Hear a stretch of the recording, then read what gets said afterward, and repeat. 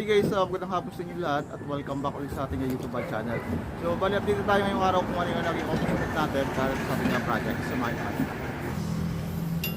So, bali ngayong araw guys, ginawa natin, tinapos na natin i-layout lahat ng piping para sa ating convenience outlet, ilaw sa ground floor, and then yung mga plumbing ni Kuya at saka yung mga dadaanan ng tubig.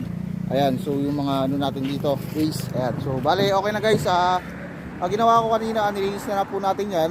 Binumbal na natin na tubig para yung mga dumi is matanggal na, ma-wash out na, para pag binuhusan natin slab is maganda pagkatanggal. Ayan. So ito guys yung itsura ng ating piping dito sa taas. So dapat ganyan guys, dapat malinis kahit bubuhusan niya ng semento. So kailangan maganda pa rin yung pagkalinya ng ating piping. So ang importante lang naman dito, huwag lang madudurog. So ito guys yung ating nagagawa rito.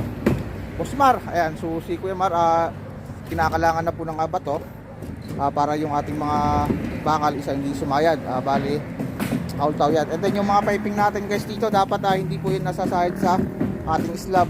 Ayan, so dapat itatali rin natin puro nito. So dapat itatali po natin yan, dapat nakakat po sa ating slab.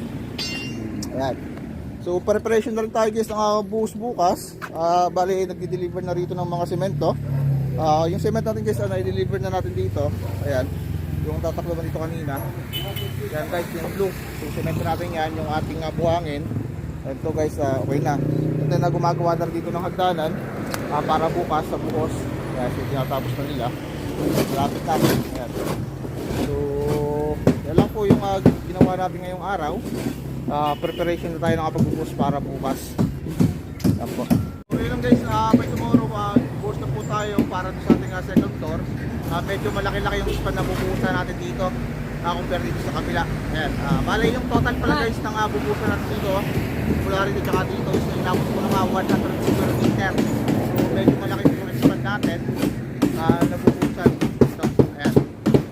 So yun lang guys, in-update ko lang kayo kung ano yung naging accomplishment natin para ngayong araw. Sa mga di mo plasahan ko subscribe, sana isa-support sa aking channel ko, click notification bell para palagi yung update sa aking channel. Kasi ko lang muna